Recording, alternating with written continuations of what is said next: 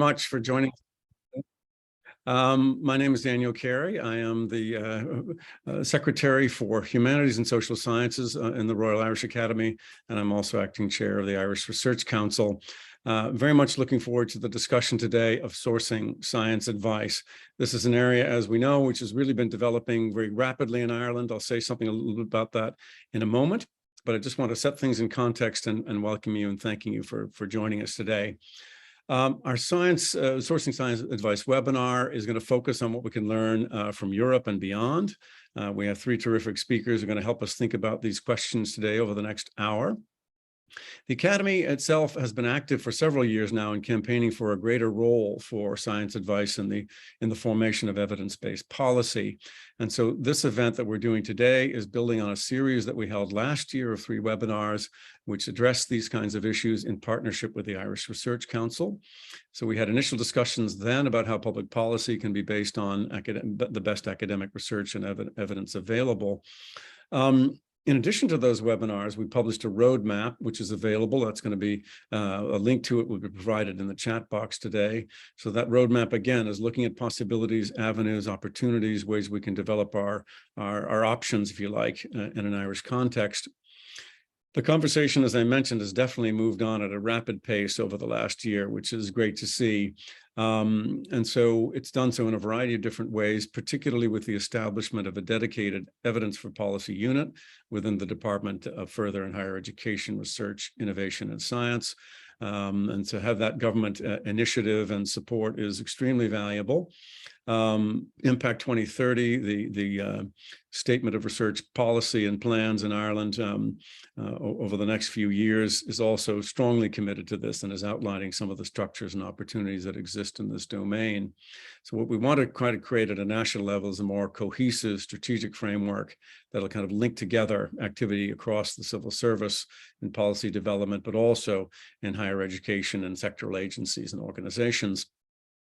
So the purpose of today's webinar is to get some insights from how we can source science advice from other jurisdictions and what lessons we can learn, what opportunities exist. The Academy is at work at present in compiling a response to the Sourcing Science Advice public consultation, which is ongoing. The deadline is tomorrow. Attendees might like to make sure that they get their voices heard and contribute. And today's discussion will inform the Royal Irish Academy's submission that we're going to be making. We've got an excellent lineup of speakers. Unfortunately, Jaakko Kuusamainen from the Science Advice Initiative of Finland can't join us for personal reasons. We're going to hear first from Professor David Phipps. David is well known and participated in one of our previous webinars, in fact.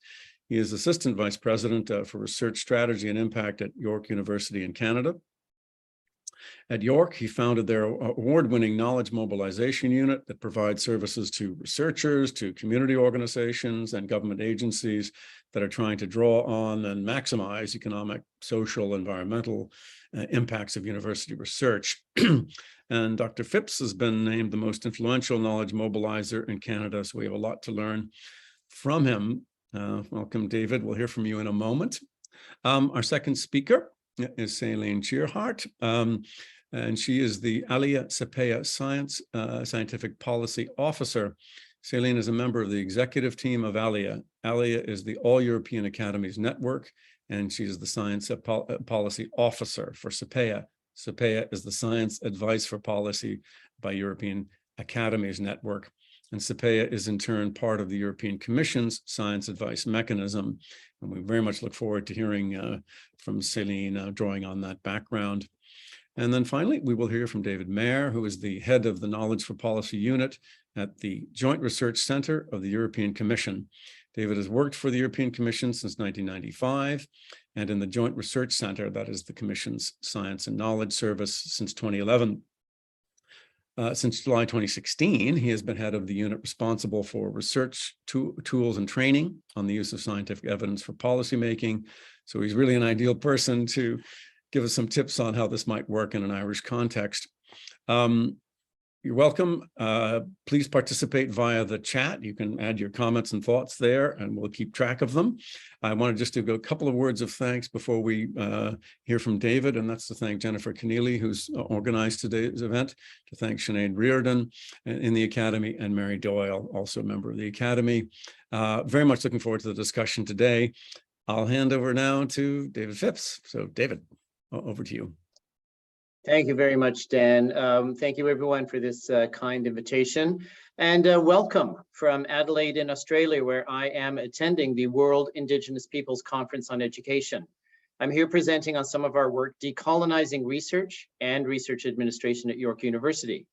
While I normally work and live in Toronto in Ontario in Canada on the traditional territories of the Anishinaabe Nation, the Haudenosaunee Confederacy, and the Huron-Wendat, today I'm joining you from the lands of the Kaurna people, the traditional custodians of the Adelaide Plains. And it's 10:30 p.m. on Thursday. Yes, 10:30 p.m. You're welcome. So I'm in an Airbnb, and to say that the Wi-Fi is spotty would be generous, so I'm tethered to my phone. Just to let you know, I'll be going off my camera after my remarks. So it was my pleasure to join you last year at the launch of the Research for Public Policy Report and the Roadmap. At that time, I looked to the front pages of the Irish Times to see what was on the minds of the Irish. Today, the Irish Times tells me that the Irish are reading about obesity, organized crime, natural disasters, cybersecurity, financial sustainability, amongst other things. All these are areas where Irish research can inform Irish policy. This year, the government is consulting on 7 questions concerning mobilization of evidence, the research to policy nexus, involvement of citizen science, and the skills required to do this work. And I emphasize that these skills need to be developed on both sides, the academic as well as the policymaker sides of the equation. And these consultations will inform future developments to strengthen the production and use of research evidence in policymaking. I've been asked just to provide some opening, possibly provoking remarks. And so in my short time today, I'd like to leave you with 3 items for consideration. One is to join up the model for science advice. In the roadmap, the EU model presented in the roadmap, importantly, it starts with societal challenges and it ends with better policies. But it ends there. I encourage the Irish model of science advice to join up from the end of these better policies back to the beginning of the societal challenges. I encourage the Irish to make a feedback loop, including evaluation of the impact of research-informed policies on societal challenges. And I've got 2 examples I'd like to leave you with where I suggest you do not reinvent the wheel. The International Network of Government Science Advisors, or INGSA, likely has answers to many of the 7 consultation questions, and Ireland could definitely tap into their resources as they do their consultations on those 7 questions. And then finally, to build capacity for this work on both sides of the research to policy nexus. Ireland can learn from other international examples of where this work is underway. Some new science to policy networks include the University Policy Engagement Network in the UK, Vincular in Chile, and the Africa Research and Impact Network. These all exist to facilitate connections between research and policy. All 3 are relatively new, being around for only a year or 2. And all 3 of them are looking to Research Impact Canada, that is a network of 23 universities and other research performing organizations, because we've been around since 2006. Our remit isn't just research to policy, it's research to societal benefit, including but not limited to policy advice. For example, we support connections between researchers and local communities, as well as professional practice organizations. So while I cannot make commitments for my colleagues in other international networks, I can certainly say that Research Impact Canada would be happy to provide tools, models, and other inputs into the design of a Made in Ireland model for facilitating the provision of science advice and research evidence to government. We're also developing a Made in Canada approach to research impact. In Canada, research impact is not predicated on a system-wide impact assessment scheme, such as the UK's Research Excellence Framework. In Canada, we're embedding impact as part of the research missions of our funders, our institutions, our researchers, and their research partners. When we do assess impact, we do so for learning and for evaluation, not for ranking of research and research institutions. So in closing of my brief remarks, I'm delighted to have been invited back to continue the conversation with all of you, including academic and government stakeholders. Thank you to the Royal Irish Academy for this invitation and for your leadership in this important work. And I'm going to be staying on and contributing where I may for the next, for the duration of this webinar. Thank you, David. Lots to follow up on there, and thank you very much, and also for steering us in the direction of possible resources and indeed partners in this process that we can follow up on. So we'll be coming back to you. I'm going to turn now to Celine, and Celine, I believe you have some slides as well that you want to share with us. So yeah, Celine, to your heart.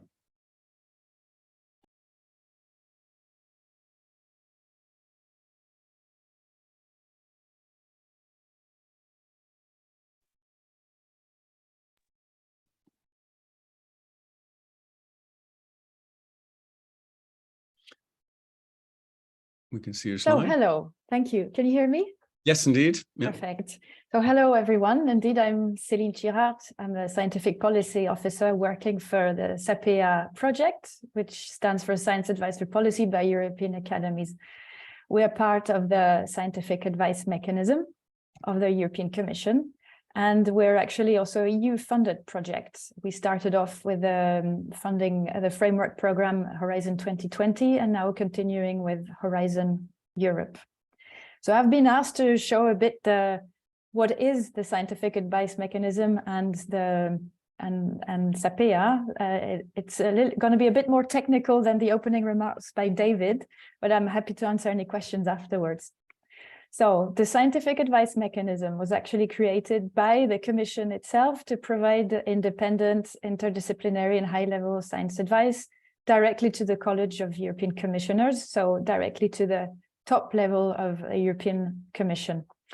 And the SAM, as we call it, consists of two parts, as you can see, SAPEA and the group of chief scientific advisors. So let's start with SAPEA. It's a consortium, actually, of 5 European Academy networks. So we represent academies from all across Europe. There's ALEA, this is my house, and also the Royal Irish Academy is a member of ALEA. IASAS, which is a groupment of 14 young academies. Academia Europea, which is an academy in itself with members from all across Europe. FEAM, which is a federation of academies of medicine. And EuroCase, which is the European Council of Academies of Applied Sciences, Technologies and Engineering. So you can see from this side, we across these networks, we bring together really outstanding expertise from a very broad range of disciplines and from over 100 academies in more than 40 countries in Europe. So when advice is requested by the College of Commissioners on a certain topic, our role here at SAPEA is to provide the scientific evidence in the form of evidence review reports. On the other side, we have the group of chief scientific advisors, and they're an expert group consisting of 7 leading scientists, all with different disciplinary backgrounds and from different parts of Europe. And they're appointed in their personal capacity and act independently and in the public interest.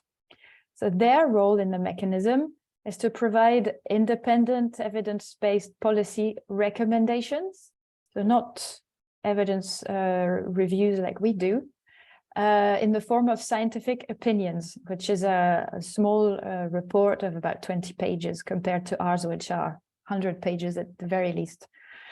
The advisors are themselves often not experts in the fields required to answer the questions, so they can't unduly elevate the importance of certain disciplines or certain findings in the disciplines. And they're supported by a unit, a secretariat within the Commission that is called the SAM unit. So I think perhaps what's interesting to highlight here is that we have this dual layer of independence, in that on the one hand, the evidence is collected independently to respond to a question, and SAPEA also has the mission, the mission, let's say, to provide evidence-based policy options, not recommendations, but options based on the evidence gathered in the reports, and independently based on the SAPEA reports and other sources. the advisors recommend directly to the policy. So this is what we call in French usine à gaz a bit, but I'll talk you through it because this is how the mechanism actually works. So it all starts with a societal challenge, and David just mentioned it just now as well, which becomes a policy priority, and it evolves into a request for advice to do better policy making on that. And at that stage, there's a period where a scoping paper is co-defined between the group of chief scientific advisors and the commission. And this paper is very important because it sets the question to which policy expects an answer. It provides political background, scientific background sometimes. It also provides a timeline. So it's an important paper. It's also an official paper. It becomes then public. And once the group of chief scientific advisors have accepted the request, then to produce their scientific opinion, they ask SAPEA to produce this evidence review report. So we, with the help of this huge network of academies I've just mentioned, we compose the working groups that will draft a report over a period of 6 to 9 months up to a year. There's very strong quality assurance procedures. Reports are peer reviewed, of course. There's also other steps like expert workshops and expert consultations along the way. And all this leads to this evidence review report that is one of the main piece of evidence that informs the scientific opinion. But it's not the only piece of evidence. As a system of checks and balances, the group of chief scientific advisors also have expert hearings, sounding boards, stakeholder meetings. They can also carry out with their secretariat separate researchers, and all of this informs their scientific opinion. This goes, the report, the SAPEA report and the opinion then are handed over to the commission, and then it goes into the cycle of doing better policy making. And just to rebound on David's remark, which I found very interesting, it looks like it ends there, but in some occasions, when the advice was valued on the policy side, it leads to spin-offs or follow-up requests from the commission, and then we start from scratch. It happened in some cases. And just to finalize, just a few examples where we've had impact, and then I'm happy to take any questions. On the big reports here are the SAPEA evidence review reports, and the smaller ones here are the scientific opinions of the advisors. For example, the first report on food from the oceans, it informed the Commission's European Marine and Fisheries Fund. The reports on microplastics, they were cited in many policy documents. This was a very successful project in the Commission, in the Chemicals Agency, and in the Marine Board. Transforming the Future of Aging also was cited in the Commission's Green Paper on Aging 2020. Sustainable food systems was developed in parallel with the farm to fork strategy, and we had some influence. And very recently on cancer screening, it was a very fast impact as well, because it informed the 2022 proposal to update cancer screening guidelines for EU member states. So this is my quick presentation for now to present the mechanism we use, and I'm happy to take questions afterwards. Thank you. Thank you very much, Aline. Yeah, we're going to do most of our questions as a group, as a panel at the end, but actually there's one that's come in immediately that I might just ask you before we turn to David Mayer. So that's someone who's asking, and I'd like to ask Aline, where do they find the evidence for producing the evidence review reports? You know, what tools and mechanisms are being used? That's obviously a big question, but if you could give us a general kind of picture of what that process is like.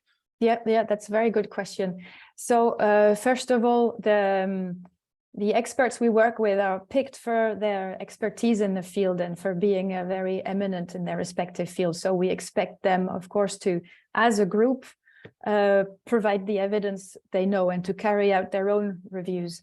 But this is also supported by systematic literature reviews that are carried out within SAPEA.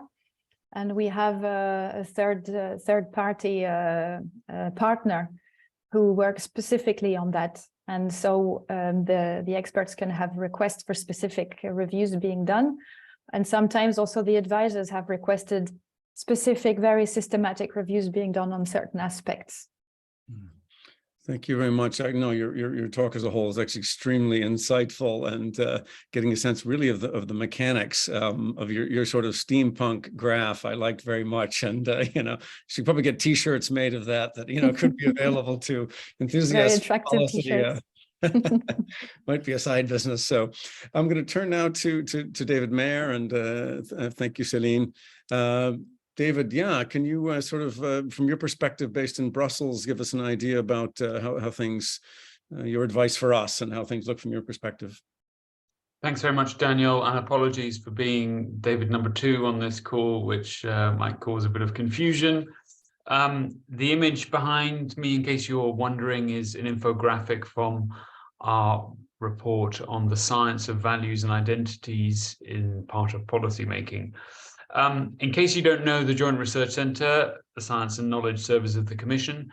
So we are roughly 3,000 people bringing science into the EU policy level processes.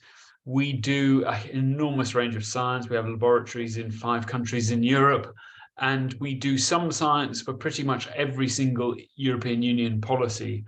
But it's the job of my team to think about why science and politics don't mix easily, and coming up with practical solutions to improve the situation. So we produced a number of reports looking at the behavioral science aspect behind science and policy and why they're uneasy bedfellows, which I think is very important. And we've also taken a number of initiatives for our own staff, and there we are working on both sides of the equation to train our own scientists to get better at influencing policy inside the European Commission.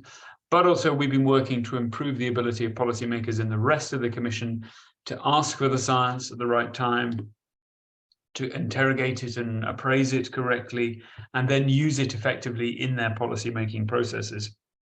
And if you want to find out about any of these things, we pretty much publish all the materials we work on. You'll find them at the link I've already put in the chat.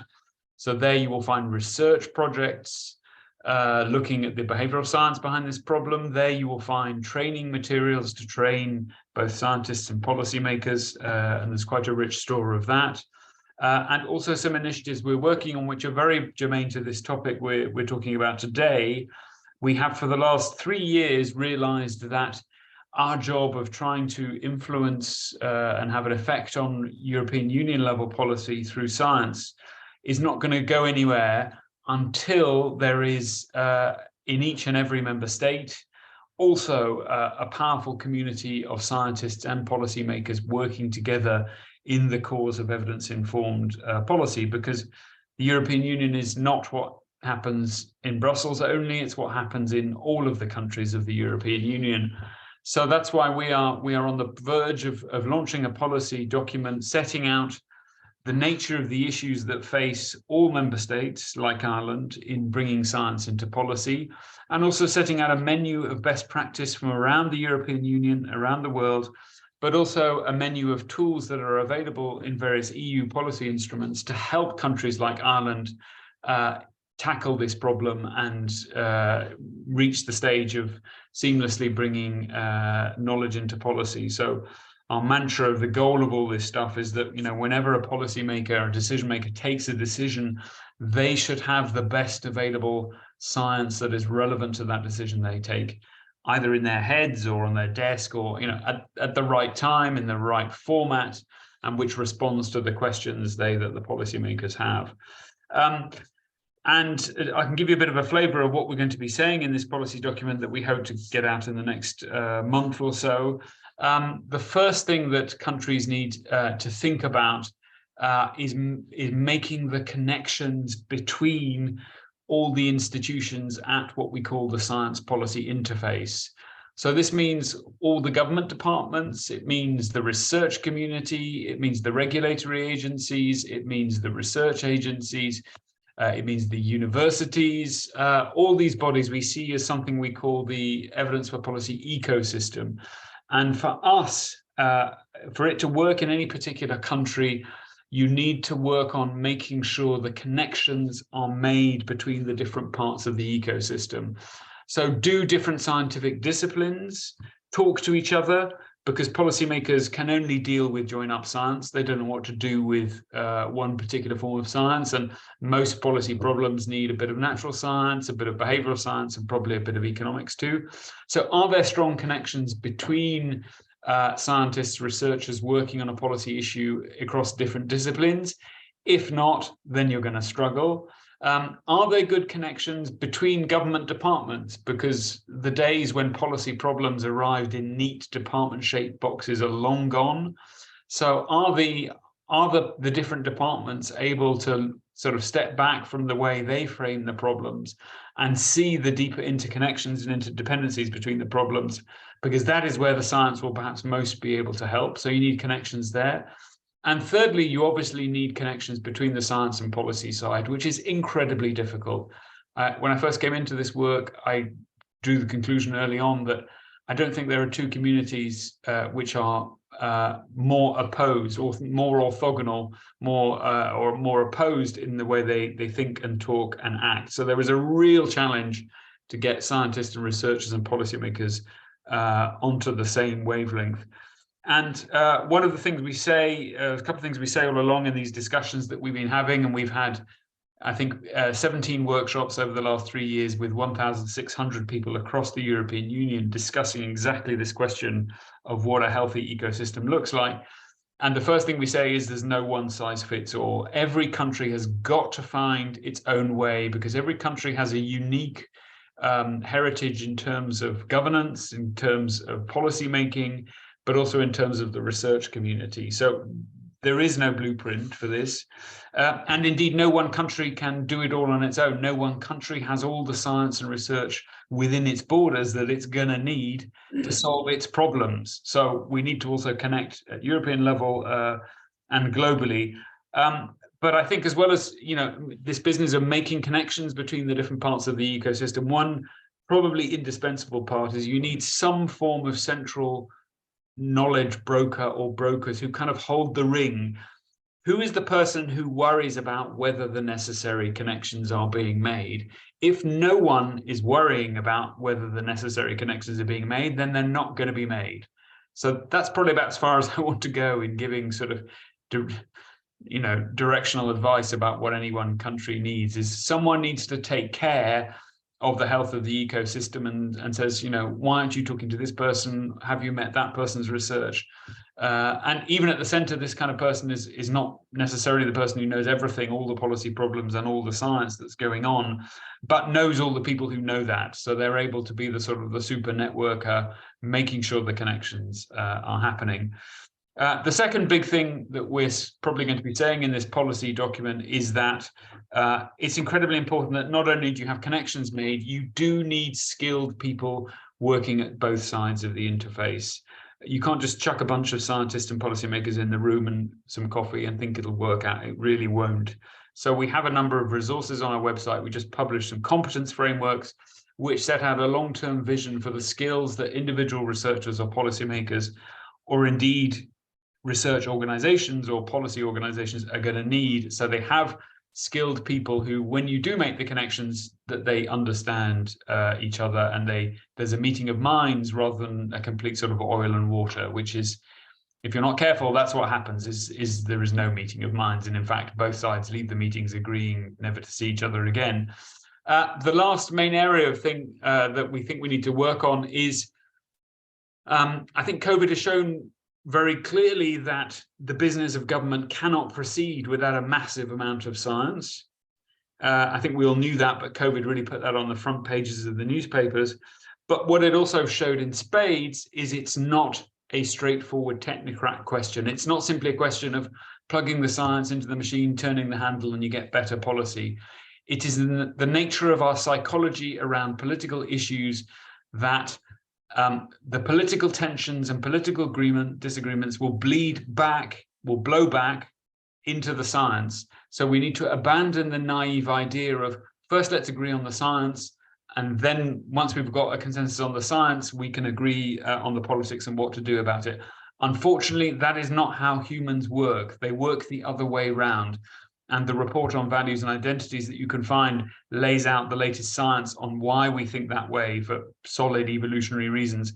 So my last plea in all this work is don't naively assume this is just a technical problem and we just need to connect the plumbing and put the right people in the right places and then it's going to be great. No, the business of bringing science into politics is profoundly important, and even more important when you see the terrifying challenges we all face. But it is incredibly difficult. But the good news is, I think we have some good ideas, and I can perhaps in the questions point you to some best practice across the European Union in different fields. Thank you, David, very much. There's a great deal to take away there already. I have a couple of quick follow-ups, and we'll kind of join each other now together as a panel, so to speak. But just a couple of quick follow-ups with you, David Mayer. One is just a clarification. You did say 3,000 people working in, was that the figure you mentioned? That's right. We are 3,000 researchers in 6 sites in 5 countries. We've been around for 60 years. We produce, I don't know, several thousand academic papers every year. So many things you see as outputs, scientific outputs from the European Commission, you will see at the bottom somewhere JRC is doing this because, you know, you name the policy area, we're doing something in these areas. I mean, you know, for example, we do all the measurements and testing on vehicle emissions. We have, you know, huge laboratories doing that, earthquake standards. We do huge amounts of nuclear research. I mean, it's pretty much you name it, we do it somewhere in some shape or form. Wow, that's impressive. I had a question which is kind of specific to Ireland from your point of view. I mean, where and how do you think Ireland can contribute? I think that's a key question for us. Is there a distribution? I mean, you mentioned the different ecologies within countries, different traditions and so forth, which is important. But do you think Ireland can realistically influence policy at a European level? If so, you know, is there a pathway for that kind of thing in terms of the ambitions that we could entertain? In my experience, and I've been for 20-something years in the European Commission, Ireland is often incredibly influential in European policy circles. I mean, native English speaking is one advantage, but also in all my experience of working with Irish government officials, they're extremely well briefed and well organized. So size is absolutely not an obstacle for influence. Certainly worked very incredibly closely with Sir Mark Ferguson as well. And he had extraordinary influence. He was the go-to guy to bring into all sorts of sessions on this topic. And you know, one person he was one person. He literally, I think, had a secretary. That was it. But nevertheless, was a very highly respected and authoritative voice on these sorts of questions. And I think his great skill was he didn't pretend to have all the answers himself at all, but he knew the people who knew the people who had the answers. So he was a fantastic networker. And on any given question, he would say, "Oh yes, I think I need to talk to this person," and I'll ask them who the person to talk to on that. And then within 24 hours, you get a name and a paper back. And so I think he was an absolute outstanding example of what you could do with relatively little if you have people who are like him, have great intellectual humility and fantastic address books. Well, that's a quote of the day. That's very helpful, actually. We have all sorts of questions coming in, and I'll sort of take them in sequence. I actually wanted to begin, David Phipps, with you, and to ask you a question that I think it might be interesting to get your take on this in a Canadian context of how you create demand. How do you create demand for research for the kinds of things that can influence policy. I think that's one of the questions that we're facing in Ireland. We have certain established mechanisms for doing it. I think there's a recognition that we want to expand it. We want to have the universities participating, but how do you create the demand side of it, if I can put it that way? That's a good question. Don't have the magic answer, but I reflect on some of the language that David Mayer said about the ecosystem. And I think by joining up the different elements of the ecosystem, and I would say that in addition to the research producers and the evidence users, that civil society is an important other element into this ecosystem. And by being by creating, I like the words that the University of Lincoln in the UK used, by being a permeable university, by being open to external opportunities, by being responsive to local and global communities. It is a way that I wouldn't say we create demand, we create opportunity. And it's that opportunity that that is then the onus is on those of us who are facilitating this work to be able to support that. So I would think of it as the ecosystem. Think of bringing in civil society, joining up those elements, and then thinking about facilitating opportunities. Okay, yeah, that's actually a very helpful way of putting it. Not so much demand as opportunity, and creating the circumstances. And I think that's maybe a different kind of case study that we might need, is to see where the ecologies have worked. And I think there's some interesting UK examples, for example, in Manchester and other places where they've worked out a set of relationships which we could try to model in an Irish context. So it's not just, here's a paper, I'd like to get it read. Here's a person, a civil servant who has a question that they want answered, which is clearly, those things are also important too. So I'm now going to go to some of the questions that have been coming in, and thank you very much, everybody, for asking us those. So our first question says, I'd love to hear how engaged research or evidence from the public is used in the European mechanism. David, you touched on that, but maybe that's a question for Céline in the first instance, and David Mayer. You know, how is evidence from the public? Obviously, that's a loose category, but if you might comment on that. First, yeah. Yeah, that's a tricky question. We don't really use evidence from the public, because the evidence that are used in the evidence review reports have to be written, publicly available, scientifically robust. So that's the one side. And then to make sure that we don't present evidence that's completely disconnected from reality, let's say, we have consultations with experts that are more on the stakeholder side of things, and that's how we do a sort of check and balance from our side. Peer review is then again for a check of robustness by other academic scientists. So we don't really engage with the public at that stage when we create the evidence. We engage with a broader public once it's published, and then we can get some discussions and debates going, but not before. And the advisors on their side, they don't engage with the public as a broad category neither, but they make sure that they have discussions with stakeholders. Mm-hmm. Thank you. That's very helpful. David Mayer, I don't know if you have a comment on that. I mean, is the kind of public involvement per se part of either the mission or setup, if you like, within the domain you're working in, or what's the point of contact or interface? Well, it's changing. I think for the best. The whole regulatory policy making process is governed by something the European Commission calls better regulation, and every so often it produces updated guidelines, and the latest ones very explicitly, at the beginning of the policymaking regulatory process on an issue, there is something published called a call for evidence. And if you read what the call for evidence says, the guidelines, it now says that one of the communities that are particularly sought after is the academic research community. So there is, because what we saw was a gap that our policymaking colleagues are perfectly open to science, but nowhere was there an explicit call to the researchers to say, okay, now get out your papers, get out your preprints, send it in now at the moment. Instead, the call was, I think, seen by scientists as they're asking stakeholders for their opinions and evidence, which we are as well. So we work with our colleagues to make it clear that this call for evidence is also a call to the research community.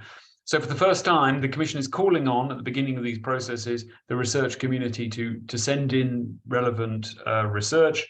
And we are working with our colleagues to try and make sure that every time one of these is launched on a particular issue, there is a specifically tailored call where the policymaker says, what we are particularly interested in that any researchers have is something about A, B, and C, which is that is still very much in the progress, because it's, you know, how to formulate that specific call on that policy issue takes a bit of time, but that's there.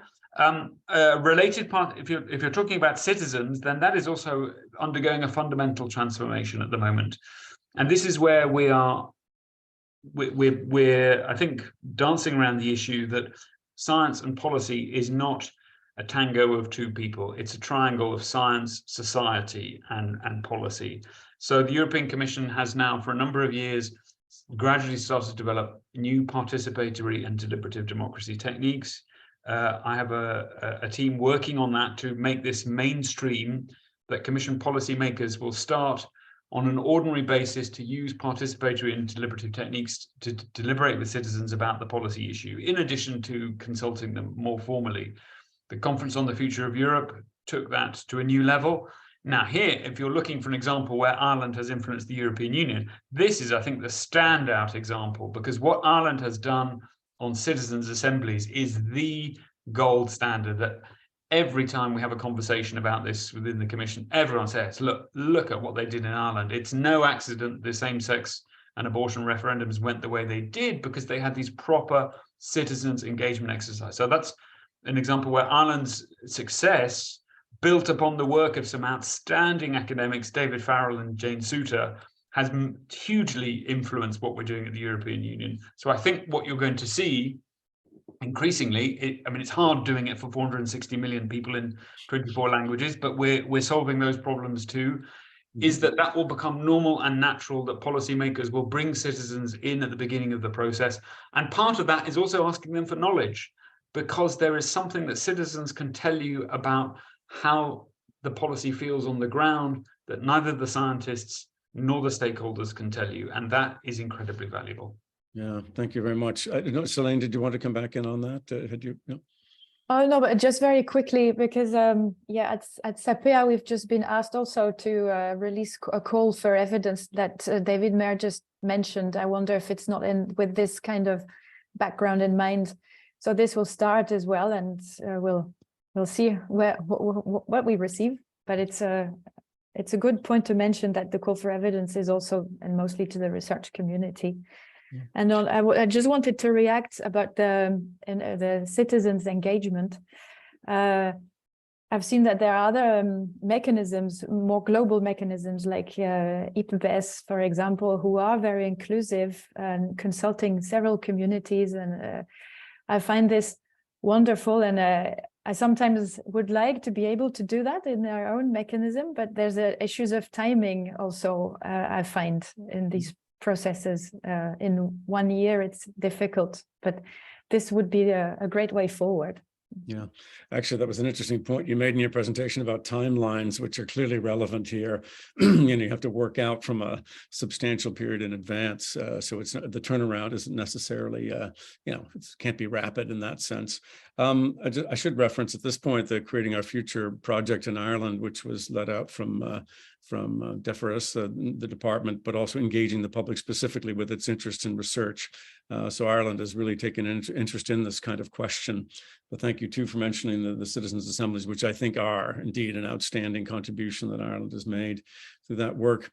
We have other questions coming in, which I'm going to develop for. This one is for David Phipps. David Phipps mentioned how Canada doesn't have REF, but still they are in the process for almost 2 decades. Could he share what are the most important incentives and rewards that can help move this agenda forward in academia that would make a REF-like exercise, which has its problems, unnecessary in Ireland? That's a rather complicated question. I think the thrust of it is really, how can we create incentives and rewards? We'll leave aside, the REF question, and so that we don't get saddled with it. But do you have advice on that, the rewards and incentives side of things?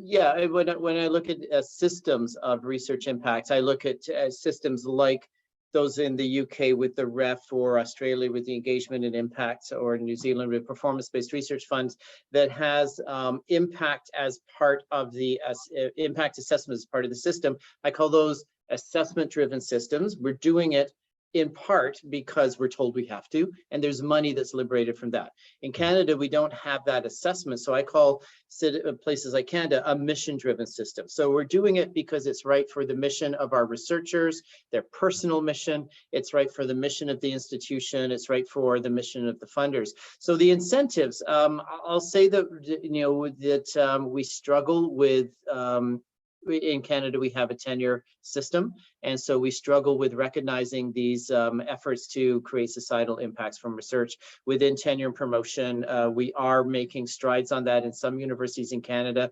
Many of us are now taking the lead from Indigenous scholarship and recognizing unique contributions that Indigenous scholarship can make and how those are different than traditional contributions to scholarship.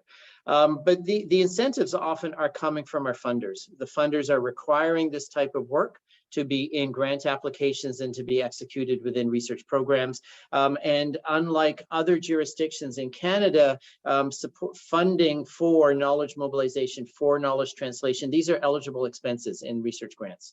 And so we can have not just a personal motivation, but we can also write these into grant applications. So, and depending on your funders, especially if you're working within health charities as funders, the reason that health charities will invest in research funding is to make a difference into the lives of people who are living or lived with these experiences of health challenges. And so again, I take it down that it's a personal mission of the researcher, it's an institutional mission of the university or the health research performing organization, and it's also a mission of the funder in order to move the needle on whatever topics are important to them. So I would say that the motivations and the incentives are intrinsic to the system as opposed to extrinsic, like a REF, where there's an external organization telling us we have to do this.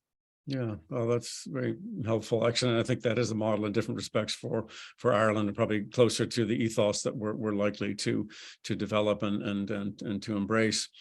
Yeah, there's a couple of other questions that I think are related. So Giovanna Lima has said, could the panel please reflect on the role of the arts and humanities on joined up science and on the interface between science policy? And then there's a further question, which is about science in Europe being perceived as involved in all disciplines. However, the examples from Celine's slides and disciplines mentioned by David Mayer seem to be biased towards STEM. So I think there probably is a shared thought and question there about how we create this broader interdisciplinarity. So Celine, I wondered if you could comment on that, how in your experience or within the, you know, the LASAPEA model does humanities and social sciences and the arts fit into the scheme of things? Mm-hmm. Yeah, it's very much driven by the topics we're requested to work on. So I can't really say that we're biased towards more of a STEM approach. For example, working on sustainable food systems a couple of years ago, we had the majority of the working group members were from the social sciences. It didn't really ask for humanities. The next topic we're going to work on, sustainable food consumption, is also very much political sciences and social sciences, but there are other topics that are clearly more technical, like the biodegradability of plastics or other topics we've had in the past, the carbon capture. So it depends on the request, I would say. Okay. Yeah. Interesting. Yeah. Maybe we'd come to David Phipps. I see you have your hand up there, David. I would say we don't work on a call or calls for input, as Celine has just been talking about.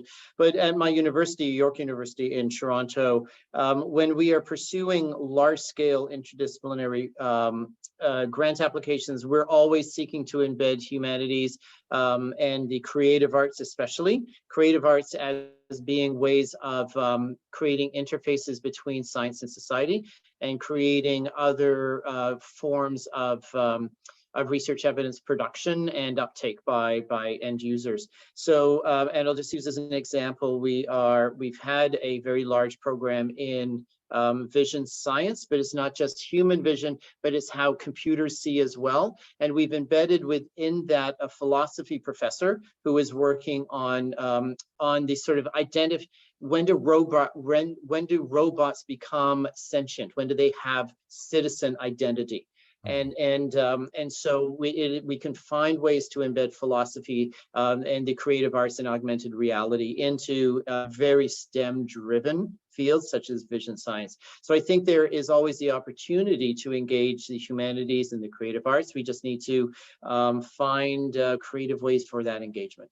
Yeah, David Mayer, did you want to come in on that question of how that works from the point of view of your agency? Yeah, I think arts and humanities are incredibly important in this area, and why? It's because we're not talking about science and research for science sake. We're talking about science for policy, and policy is itself not about science. Political questions are not scientific questions. Science cannot answer a political question. It cannot. It's a category error to think it can. You know, should we put taxes up or down? Should we regulate this or that? You know, the science can inform those questions by explaining what the options are, what the problem is, and what the consequences are of certain actions. But it cannot say, science says you must put taxes up, science says you must allow this pesticide or not. These are normative, political, ultimately values questions. And therefore, the minute science tries to engage with policy and politics, you're into the game of understanding political choices. You know, so science in policy is political. It's not party political, it's not partisan, and it shouldn't be politicized, but it needs to engage and grapple with the politics. And that's the reason for the graph behind me, because it's a way based on a lot of empirical science from sociology about how you analyze and understand the different things that people want in our societies, the different values and goals, which is essential to understand both how the policy process works, because that's what politics is, but also begins to explain why people reject certain bits of science, not because the science is bad, because our psychology means that when you're confronted by science, which challenges your core values, you reject it. So this is why the science of values and identities is incredibly important for scientists who want to influence policy and for policymakers themselves to understand. And we did that with some natural scientists, cognitive psychologists, but we also brought in other forms of behavioral scientists like anthropologists. And of course, we brought in philosophers and political scientists and all the rest of it. So, for example, one of our follow-on projects at the moment is looking at the science behind effective policy communication, but also effective science for policy communication, because there's a whole new world out there of the metaverse and market segmentation and tweeting and influences, and we're trying to find out the way how policymakers can use this. But even to pose that question is to immediately ask the question of, okay, just because we can use these technologies in certain ways, should we? So the project is actually called Meaningful and Ethical Communication, because we're also trying to establish some guidelines for what is the ethical way that policymakers communicate, and what is the ethical way to communicate science for policy, because you're caught up in all these values. And of course, we cannot do that without involving philosophers and ethicists. So by definition, the minute we are talking about science for policy, you've got to have the arts and humanities in that discussion. Thank you. As a humanities person myself, I very much welcome the way you've articulated that. And I notice a valuable comment from Eve Patton, who's director of the Trinity Long Room Hub, supporting this kind of perspective. A bit of a disadvantage of the language of science, which in continental Europe is inclusive, but is slightly more problematic in English, at least in a British and Irish context. Yeah, there are further questions that I want to come to. And the next one is from Dennis Naughton, who's a TD, and Dennis has been a very important advocate for science in general, for science and its inclusion in policy. And in fact, he was in Galway last week. It gives me a chance to acknowledge a report that CURAM, the SFI Research Center for Medical Devices, has produced a report on a white paper on science advocacy in the Irish medical device research field. an indication of, again, the kind of work that's going on in this domain. So Dennis has the following question, which is a really good one. Going to be a bit of a stump the band question. Can I ask the panel if they could elaborate on how to engage between the different strands of policymakers, civil services, civil servants, perhaps, ministers, parliament? Sometimes there's a perception that policymakers are homogenous. That is a very difficult question, and it's probably unfair of me to direct it to any one of you, but I'm going to lean on Céline in the first instance to see, do you have a magic formula for how we get these different constituencies working in some positive and productive relationship? Thank you, Daniel. I think it goes back to the ecosystem and the connections that David Mayer was mentioning at the beginning. And as soon as these connections work well, so we work with this mainly with the secretariat in the commission called the SAM unit. If communication and collaboration works well with our colleagues within the commission supporting one piece of advice, then relatively seamlessly, this benefits spreads across the little ecosystem we're working in, and they might have themselves within the commission connections that I don't really particularly know of, but that kind of elevate the work we're carrying out, and then increases the chances of being picked up within the commission system. So I think this is kind of a chain of connections and good working relations. A lot of them I don't know of, I can only guess. And same thing on our side, once something gets published, to talk to people who have the same interest or an interest in the topic for a proper outreach and impact. Yeah. And David Phipps, I wonder if you could comment from a Canadian perspective. Do you feel like some of those relationships have been developed either at a provincial level or federal government level? How does it work in a Canadian context? Have you got any insights for us? I'll come back to something David Mayer said, which is it's about personal relationships, personal connections. We don't have systematic structures for connecting research producers to research users. They often work on personal connections. All of our universities have government relations offices, but those are more about advocating for the issues of interest to the university and not of issues of interest to individual researchers. What we're trying to do within Research Impact Canada is build the capacity of our researchers and also their community and policy partners so we can enhance those interactions. I think there's no magic connections. One thing I have seen that works really well, and this is coming out of McMaster University in Hamilton, Ontario, through the McMaster Health Forum, is creating roundtables of regular discussions between researchers and policymakers. And so that so it's not always answering calls for evidence, but it's about creating ongoing research relationships. And so that when a call for evidence comes out, it can be tailored, it can be targeted, as opposed to be blasted generally. So it's not work that specifically happened for our university or within Research Impact Canada, but I do think creating opportunities for ongoing engagement and just interaction between researchers and policymakers would be a way of creating those relationships. Thank you. Yeah, we have a question in the chat from Sinead Riordan, who sort of touched on. Sinead works in the Royal Irish Academy on the policy side and has been a leader in this and is one of the co-authors of the roadmap that I referred to. And she's wondering about any examples of systems that have built in significant citizen involvement and why that is important.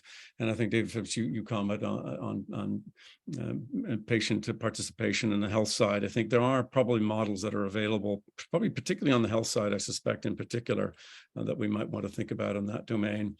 We're coming towards the end of our available time, and I'm conscious that there's so many different questions and things that we could have covered. we've addressed a great many of the ones that are clearly pressing. I just wanted to pick up on something that Celine had mentioned that we haven't had a chance to talk about, which is really the issue of independence, the independence of the advice and how to preserve that independence. Clearly, you've got well worked out protocols for doing that, but that's obviously going to be a challenge, I think, in an Irish context. I think still the role of the humanities is maybe a little bit under thought through. I do think that COVID is a powerful example, but often overlooked at the same time. And David Mayer, you mentioned the involvement of anthropology in this. You can create the best vaccines in the world, but if you are unable to get people to take them, you haven't achieved very much. So there is an anthropological dimension to all of this, and the question of issues of values and so forth that we've discussed. We haven't looked at the question of how Brexit has changed the landscape, and I did want to briefly ask David Mayer about that. From your point of view, is Brexit is it's in the past, we've moved on, or it's a small ripple, or do you see that changing the ecology of how advice is filtered through that might affect Ireland in any particular discernible way from your perspective? My pass on that. That's perfectly fine. It's convenient because we've come to the end of the hour, and we can treat that as one we're going to come to at some later session or different. I'm just not sure it's anything I could say that's useful on that would just might get me in trouble rather than say anything of any value. I don't know enough really to answer that question. So I think sometimes you have to say, I don't know. That is perfectly all right. I think it is a question for Ireland, a little bit about how the UK has done a certain amount of heavy lifting in the context of the policy domain. And so it is certainly a question for Ireland. Whether it's a question for Europe is maybe really a separate point at this stage. At this point, I really want to thank our panelists, David Phipps, David Mayer, and Celine Cheerhart. You've been a fantastically illuminating discussion, and so many things that we can pick up on, links that we can follow, suggestions that you've made. I certainly have derived a lot of inspiration from what you've said, things that I want to follow up on. We will fortunately have a recording. I want to thank Jennifer Keneally again, Sinead Reardon, to commend the roadmap that the Royal Irish Academy and IRC have produced as something that we can reflect on. And I wanted to close, if I might, just with the couple of sentences from the conclusion of that document. Research is a strategic national asset. The engaged research policy dialogue is an important agenda for Ireland as it seeks to utilize all of the resources available to it to meet current and future challenges to the best of its ability. This is also an area where, if we can get it right, Ireland can be a leader within the EU and beyond. I think that's a good note to end on. So thank you all very much today, and thank you for the audience for joining us. Thank you. Thank you.